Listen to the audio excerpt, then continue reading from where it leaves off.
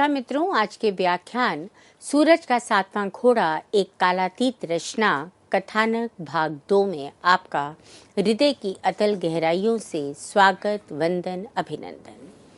अपने पिछले वक्तव्य में हमने ये बात देखी कि सूरज का सातवां घोड़ा एक लघु औपन्यासिक कृति है जिसमें धर्मवीर भारती ने 7 अलग अलग दोपहर में 7 अलग अलग कहानियां कही हैं। ये कहानियां अलग होते हुए भी एक दूसरे से संबंधित हैं और मिलकर एक उपन्यास की रचना करती हैं।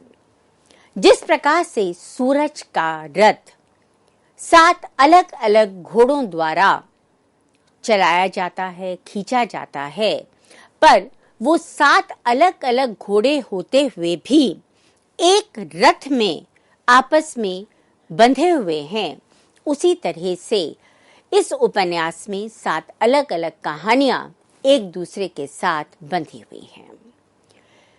पिछले वक्तव्य में हमने पहली दोपहर की कहानी नमक की अदायगी के विषय में जाना। आज हम सूरज के 7वें घोड़े की दूसरी दोपहर की कहानी घोड़े की नाल के बारे में बातचीत करेंगे। श्रोताओं को निष्कर्ष से पूर्णतः असहमत होते देखकर मुल्ला जी अपनी पहली दोपहर की कहानी को अध्याय में आगे बढ़ाते हैं। यहाँ श्याम जमुना की कहानी को सुनकर भावुक होता है क्योंकि जमुना की नियति इस समाज की 90% से ज्यादा लड़कियों की नियति है। जहां वो प्रेम तो कर लेती हैं, प्रेम को अगले चरण तक लेकर भी जाना चाहती हैं, किंतु कहीं धर्म आगे आड़े आता है, कहीं गोत्र पीछा नहीं छोड़ता और कहीं दोनों परिवारों के मध्य आर्थिक स्थिति एक राक्षस का रूप ले लेती है। अपनी पहली कहानी में जहां पर उन्होंने इस बात को बताया कि वो जमुना जी के यहाँ गाय के लिए जाते थे, गाय की रोटी को लेकर जाते थे और वहां उनका जब परिचय जमुना से हुआ तो वो जमुना से बात करते करते उसके साथ कहीं ना कहीं प्रेम भावना रखने लगे, पर उनका प्रेम सफल ना हो पाया और दूसरी दोपहर में उन्होंने घोड़े की नाल इस शीर्षक से अपनी कहानी को प्रारंभ किया। रामो देवी जो जमुना की संबंधी हैं, वो जमुना की बढ़ती हुई आयु को देखकर चिंतित हैं और जब महेश्वर दलाल विवाह में दहेज की मांग करता है तो वो उसको जी भरकर कोसने लगती हैं, गरियाने लगती हैं और उसके बाद अपने भतीजे की कुंडली आगे कर देती हैं। रामो देवी कहती हैं, जो हारे गाड़े कबो काम ना आवे, वो आदमी के रूप में जनावर है। अब ये हमार भतीजा है, घर का अकेला, ना सास ना ससुर, ना ननद ना जिठानी, कोनो की चाइन नहीं है घर में। नाना ओके नाम जागीर लिख गए हैं, घर में घोड़ा है, तांगा है, पुराना नामी खानदान है, लड़की रानी महारानी अस बिलसी। वो अपने भतीजे को जमुना के लिए विवाह के लिए सामने लेकर आती हैं और इस प्रकार से नामी खानदान के वयस्क जागीरदार की महारानी बनकर जमुना गहनों, कपड़ों, रुपयों की चकाचौंध में रमकर अपने पिता को भी, अपनी माता को भी भूल जाती है।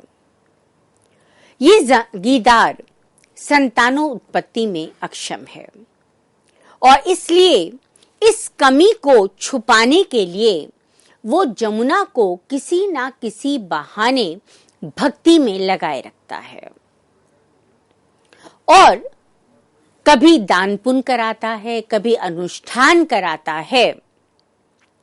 पर ये दान पुण्य अनुष्ठान जमुना के मातृत्व को, मां बनने की उसकी आकांक्षा को और अधिक उद्दीप्त कर देते हैं।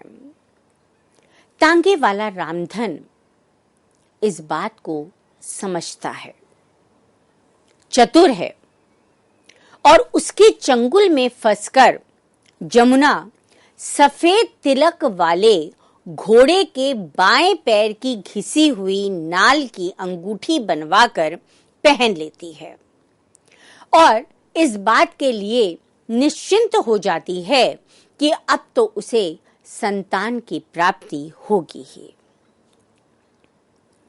यहां पर लेखक ने समाज में फैले अंधविश्वास को हमारे सामने उजागर किया है कि हम किस अंधेरे में जी रहे हैं कि घोड़े की नाल की अंगूठी बनवाने से संतान की प्राप्ति हो जाएगी या अनुष्ठान करने से संतान की प्राप्ति हो सकती है। तो सीधा सीधा ना कहकर भारती जी ने कहानी के माध्यम से इन अंधविश्वासों पर, इन मान्यताओं पर, इन परंपराओं पर कहीं ना कहीं चोट करने का प्रयास किया है। जमुना को संतान की प्राप्ति तो हो जाती है, किंतु जागीरदार की मृत्यु के बाद वैधव्य का पहाड़ उसे तोड़ देता है। धीरे धीरे चतुर रामधन जमुना को अपने चंगुल में इस प्रकार से फंसा लेता है कि वह जागीरदार का स्थानापन्न बनकर ठाठ से अपना जीवन जीने लगता है। इसी कहानी में बाद में एक रहस्य भी खुलता है कि वस्तुतः ये घोड़े की नाल का रहस्य क्या है। क्या सच में इसी नाल के कारण संतान की उत्पत्ति हुई है या ये रामधन के लिए किसी भाग्योदय का परिचय है। इस रहस्य को माणिक मुल्ला द्वारा स्पष्ट किया जाता है। रहीसी ठाट बाट में मग्न रामधन रेल के डिब्बे में मिले माणिक मुल्ला को अपने घोड़े की नाल के कारण हुए भाग्योदय से परिचित कराता है। भारती जी ने यहाँ पर जमुना को मानवता का प्रतीक माना है, माणिक मुल्ला को मध्य वर्ग का प्रतीक स्वीकार किया है, जागीरदार को सामंत वर्ग का और रामधन को उस श्रमिक वर्ग का प्रतीक माना है जो बाकी सहारे छूटने पर ये एक श्रमिक वर्ग ही है जो किसी ना किसी रूप में सहारा बनकर सामने आ जाता है। इस कहानी में माणिक मुल्ला ने अपने पूर्व के निष्कर्ष को भी बदल दिया है और वो कहते हैं, दुनिया का कोई भी श्रम बुरा नहीं, किसी भी काम को नीची निगाह से नहीं देखना चाहिए, चाहे वे तांगा हाँकना ही क्यों ना हो। लेखक ने सामाजिक परंपराओं को, दूषित अर्थव्यवस्था को इस जीवन के केंद्र में रखकर अपनी कहानी को नियोजित किया है और उनका ये मानना है कि मध्य वर्ग आडंबरों में, पाखंडों में अपना जीवन जीता है और इस प्रकार से इस कहानी के माध्यम से उन्होंने इसी आडंबरपूर्ण जीवन पद्धति और स्वार्थपरता को, अमानवीयता को उघाड़ने की चेष्टा की है। सूरज के 7वें घोड़े में तीसरी दोपहर की कहानी एक शीर्षकहीन कहानी है। इस कहानी का पूर्व की कहानियों की भांति लेखक ने कोई शीर्षक नहीं दिया। ये कहानी जमुना और तन्ना की दयनीय अवस्था से संबंध रखती है। तन्ना के संघर्षमय जीवन, दूषित पारिवारिक परिवेश, रूढ़ी परंपराओं में जकड़े साहसहीन मध्य वर्गीय परिवारों की नियति पर इस कहानी में प्रकाश डाला गया है। तन्ना रुग्ण अवस्था को प्राप्त होता है और अंत में पैर कटने की घटना के उपरांत अनध्याय में मैं को स्वप्न में स्वर्ग के फाटक पर बैठे रामधन और गंभीर विधवा जमुना दिखाई देती हैं। कभी उसको फाटक पर जड़ी असंख्य घोड़ों की नालें दिखाई देने लगती हैं, तो कभी अंधेरे में कटी टांगों पर रजिस्टर लादे तन्ना आते हुए दिखाई देते हैं। इतना ही नहीं, उसे कभी कभी वे और उनके बच्चों का रोना ये सब भी दिखाई देता है। चौथी दोपहर की कहानी मालवा की युवरानी देवसेना की कहानी है। महेश्वर दलाल समृद्ध विधवा की एकमात्र पुत्री लिली से तन्ना का विवाह कराना चाहते हैं। लिली की विधवा मां और उनके धन पर उनकी पहले से ही दृष्टि है और वो चाहते हैं कि ये विवाह अगर संपन्न हो जाएगा तो किसी ना किसी बहाने वो सारा धन हड़प लेंगे। लिली माणिक मुल्ला से स्कंदगुप्त पढ़ती है और उनसे प्रेम करने लगती है।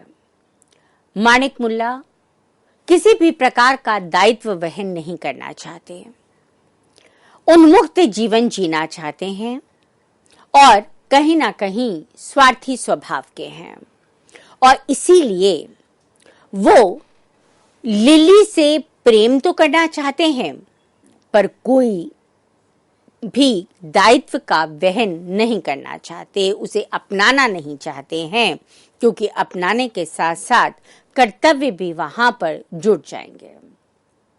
माणिक मुल्ला कहते हैं, मेरे मन में कभी तुम्हारे लिए मोह नहीं रहा, तुम्हारे मन में मेरे लिए कभी अधिकार की भावना नहीं रही।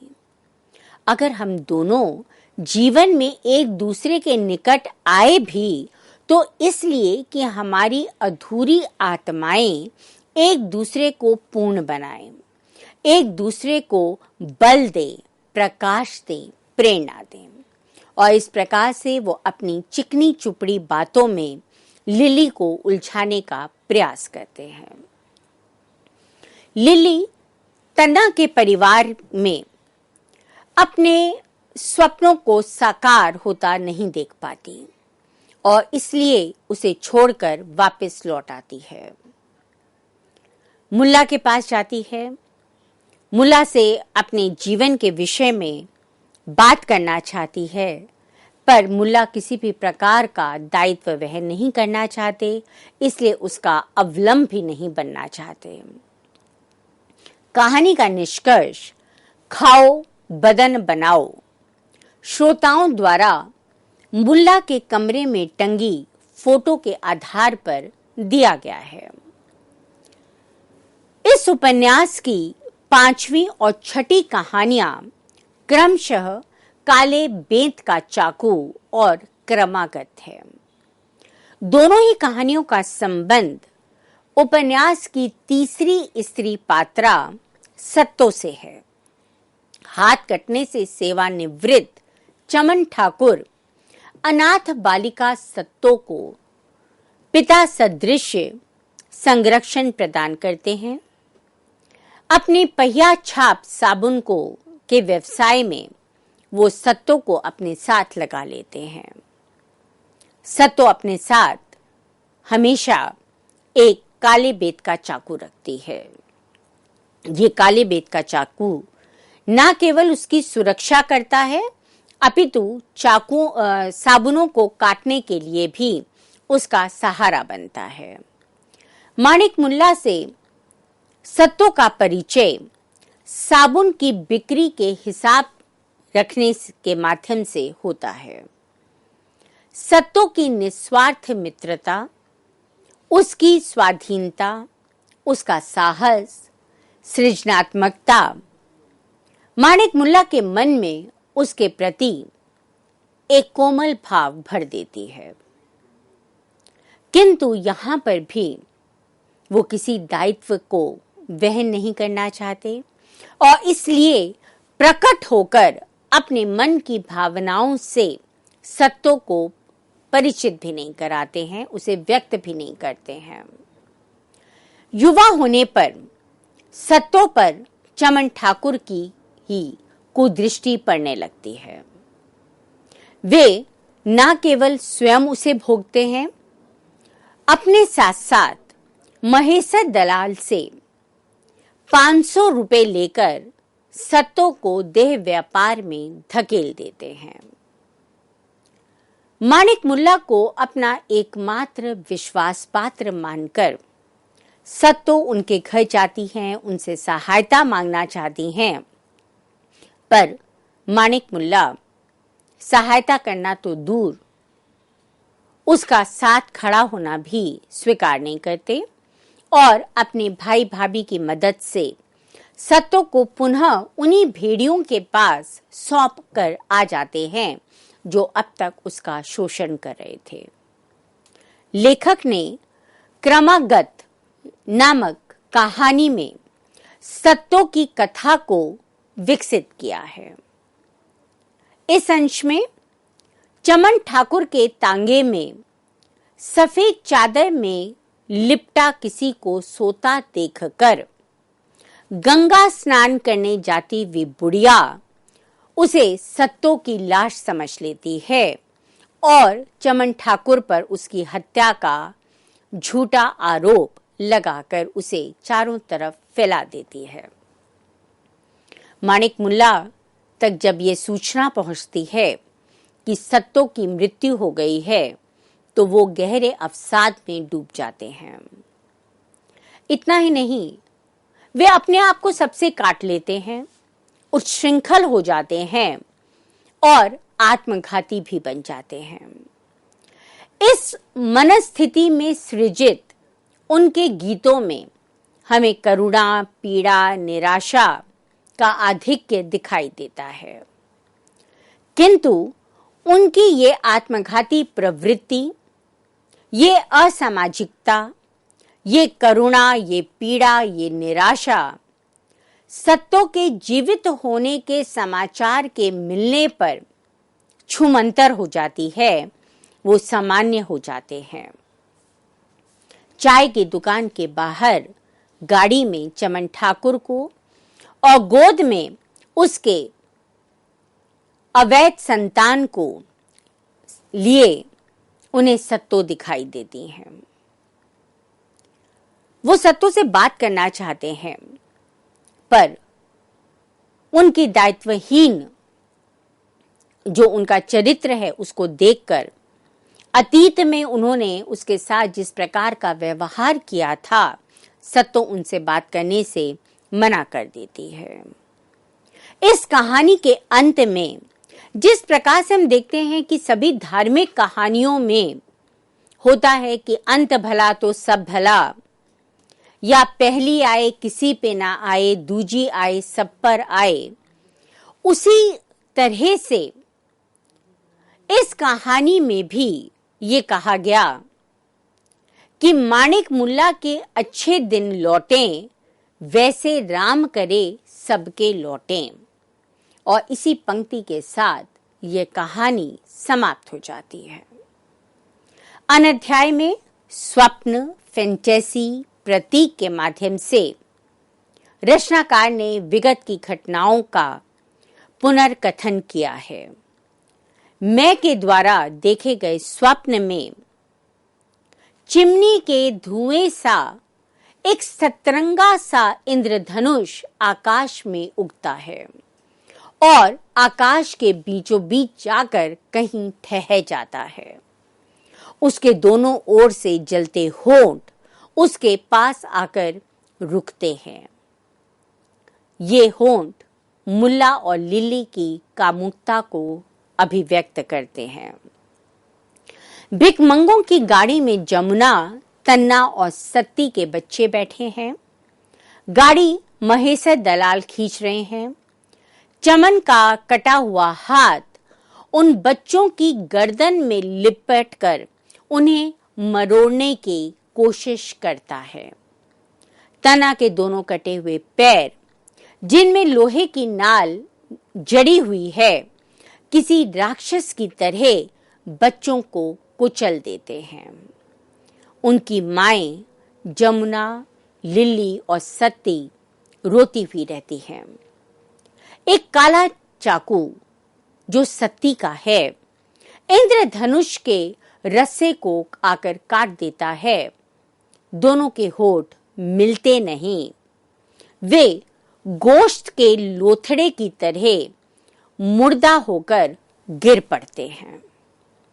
इस दृश्य ने कथा को एक नई अर्थवत्ता प्रदान की है।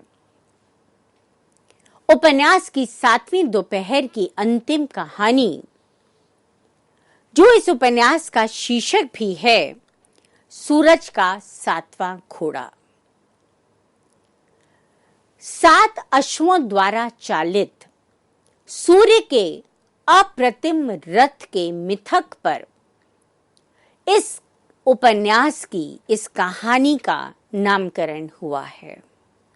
इसकी प्रेरणा भारती जी को एंजेलो की कविता से मिली, जिसमें उसने सूर्य के रथ के कीचड़ में फंसने से सूर्योदय के रुकने की एक कल्पना की है और सबको एक साथ मिलकर उसे निकालने का आह्वान किया है, क्योंकि सब उसी सूर्य के अंश हैं।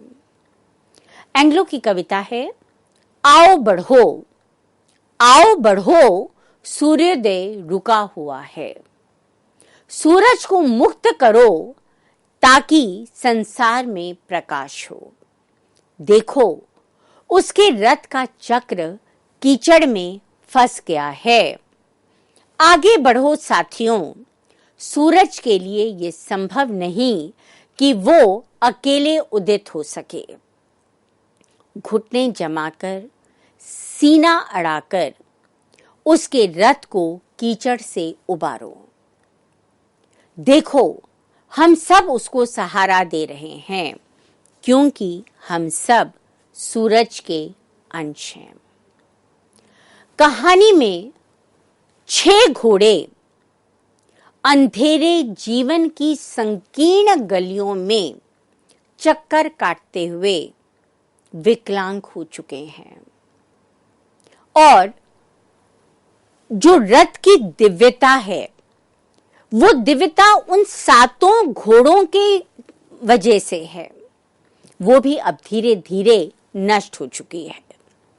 7वां घोड़ा अभी भी पूर्ववत बलिष्ठ है, स्फूर्तिवान है और यह घोड़ा जमुना, तन्ना, सत्ती, इन तीनों के निरपराध शिशुओं का घोड़ा है, जो उनके सुखी, प्रकाशित जीवन की आस्था का एक संदेश लेकर उपस्थित हुआ है।